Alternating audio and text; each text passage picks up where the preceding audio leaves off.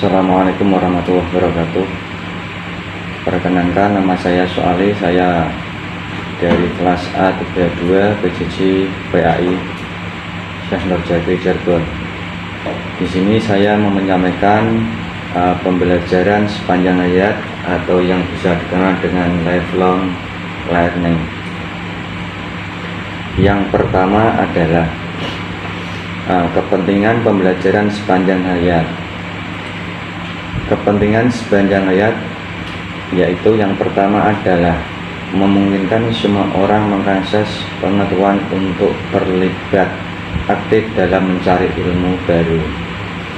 Sedangkan yang kedua adalah menurut Paul Langroth dari UNESCO, pendidikan seharusnya berlangsung sepanjang hayat, bukan terhenti pada usia kanak-kanak atau remaja.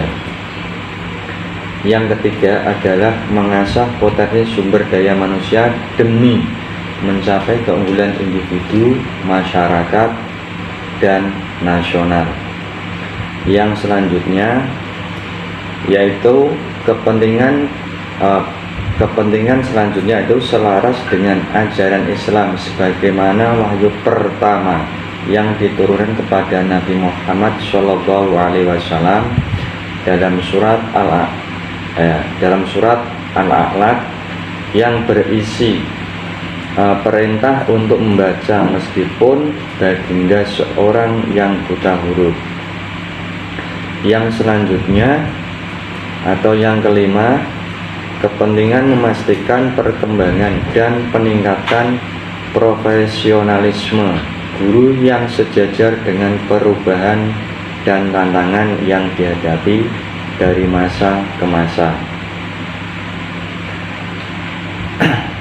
Sedangkan cara pembelajaran sepanjang hayat, plan pembelajaran pribadi. Yang pertama yaitu pendidikan dewasa yang berkonsep formal untuk mendapatkan sertifikat keahlian yang dibutuhkan untuk memulai karir atau pekerjaan.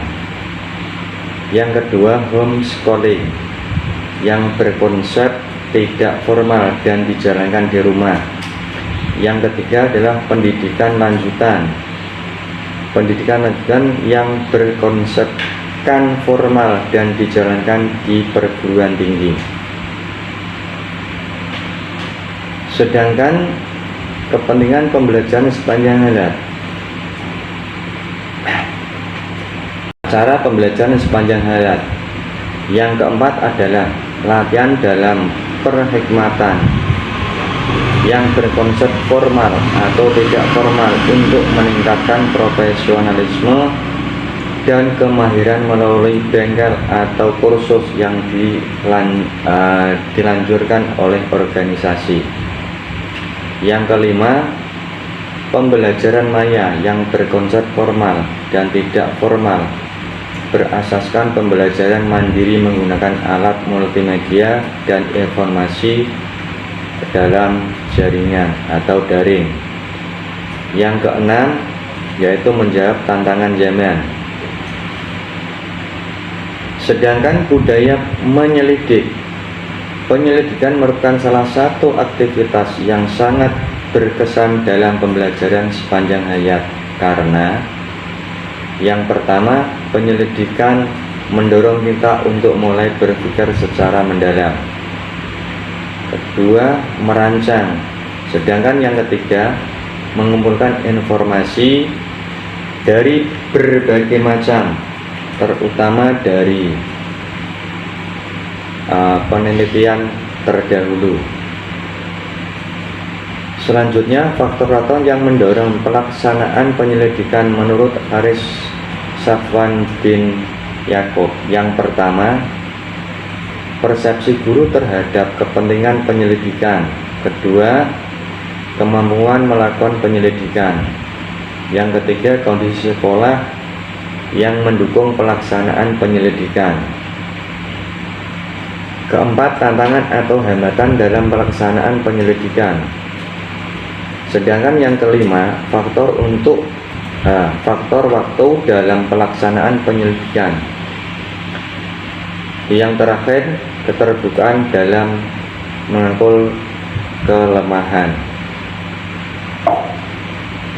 Sedangkan dampak terhadap praktek penelitian menurut Haris Sofyan bin Yaakob yang pertama yaitu mendukung peningkatan kualitas proses belajar mengajar. Kedua, meningkatkan pemahaman terhadap strategi dan metode pengajaran di ruang kelas. Yang terakhir yaitu fokus pada tantangan atau isu masa kini. Sedangkan dampak terhadap praktek penelitian menurut Haris Sofyan itu yang keempat tadi, membantu guru lain menyelesaikan masalah yang serupa. Kelima, merancang strategi pembelajaran yang lebih efektif. Dan yang keenam, menggunakan berbagai pendekatan pembelajaran untuk mempermudah pencapaian tujuan pembelajaran. Itu saja yang bisa saya sampaikan. Terima kasih. Assalamualaikum warahmatullahi wabarakatuh.